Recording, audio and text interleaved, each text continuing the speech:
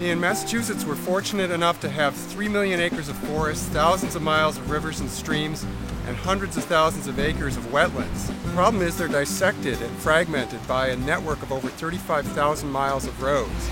Our goal is to weave together those patches into a fabric that makes sense as a whole and provides habitat for plants and animals and all the processes that are happening across Massachusetts.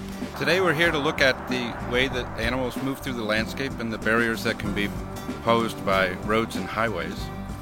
All wildlife need to move through the landscape to meet their daily needs as well as to reproduce and to make sure that populations are able to persist well into the future. Let's take a look at a culvert that is basically a barrier to most aquatic life. If I'm thinking like a brook trout approaching this, the water is fast, but I'm a really strong swimmer and the culvert's not that long.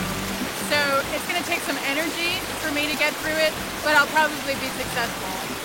Now, if I think like a salamander, a spring salamander, or maybe a wood turtle, I see this completely differently.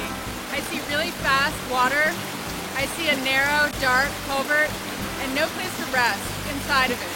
So the likelihood that a salamander is going to successfully get to the other side, I would say is very low.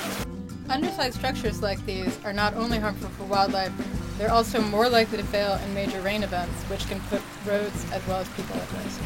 So if we were going to improve this structure, what we'd want to do is probably change it from a full round culvert to an arch that would then have the native rocks instead of that metal bottom. We would want to make it much wider to match the natural width of the stream. And by doing that, we would slow the water down a lot and really make it more like the rest of the stream. The concepts involved in trying to identify critical linkages are relatively straightforward. But when you get a bird's eye view of the Massachusetts landscape, there are so many different opportunities where you might connect this piece with that piece that it's not possible to really evaluate all of the options effectively.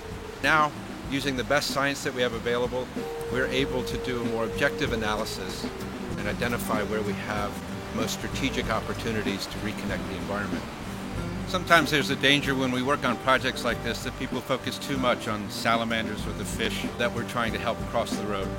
The bigger picture is that we're trying to maintain healthy ecosystems in Massachusetts that provide for us clean water, fresh air, places to walk and hike, to hunt and fish. These are the places that we need to be with us for our generation, for future generations. And to maintain all the pieces of an ecosystem is a key strategy to maintaining the integrity of that system and its ability to maintain that integrity over time.